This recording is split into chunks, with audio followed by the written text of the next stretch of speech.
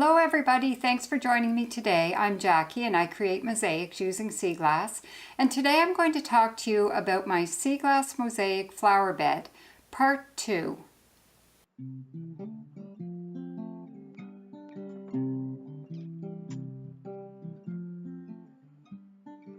So if you watched my video from last week, you would have seen me show you all the things that you needed to do to get yourself started on a sea glass mosaic. So things like getting your frame sorted out and getting it all prepared, getting your pattern sorted out, what you want to do, having some sea glass laid out that you know you're going to want to use, and also having some special pieces laid out that you think you might want to use even if you're not certain.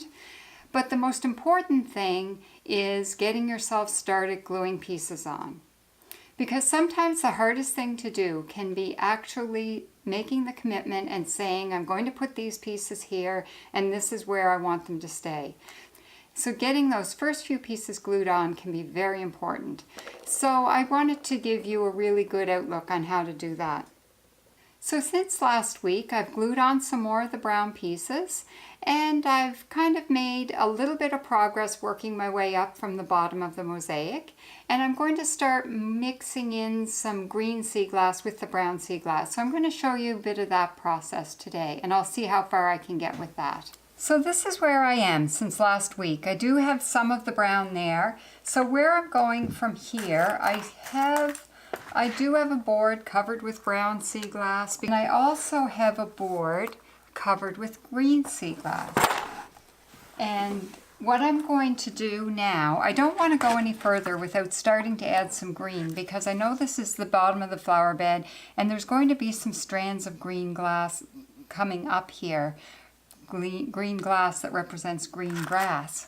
And so now I want to play with some of this green and start to add in strands of green coming up.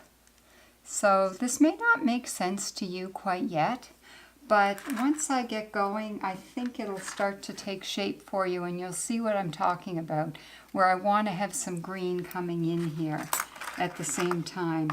So as usual, I will play around with some of the sea glass to get it to fit, and then I'll start gluing on.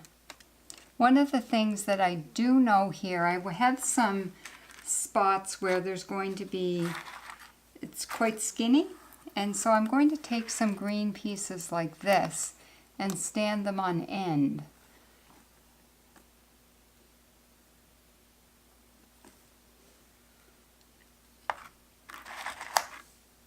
You see, if you stand them on end, they really fit into small places. Plus, they give you kind of an interesting perspective too, because it makes the greens really stand up. So sometimes that's a good way to fill in a blank spot within a mosaic. So again here, I'm finding myself working upside down for the purposes of showing you what I'm doing. I wouldn't suggest you do it that way. I would suggest that you work from the bottom with the bottom in front of you.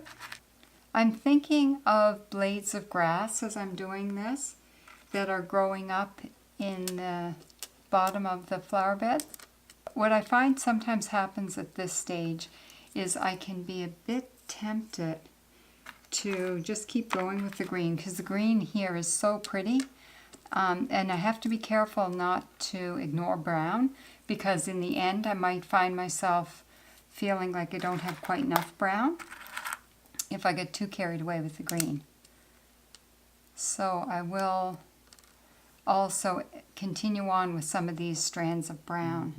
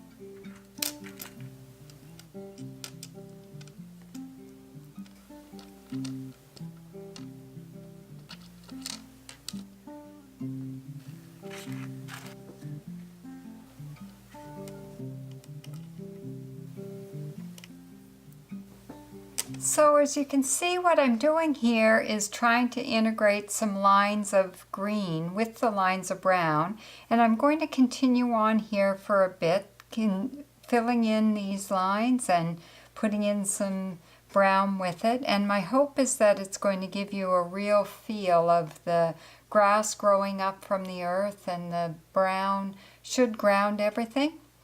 So I'll just carry on with that, and just to give you a bit of an idea of how you keep on going when you're working on a sea glass mosaic. This is part of the building process. For me, it's a fairly slow process because I like to spend quite a bit of time just playing with my sea glass and seeing how it can all fit together to create some interesting patterns. And it's the patterns that I'm after at this stage, trying to make some really nice flowing lines of green and flowing lines of brown. And I'll work on that, and I'll get back to you next week. If you have any questions or anything that you'd like to see me address, be sure to send me a message. Take care, everyone. See you next week.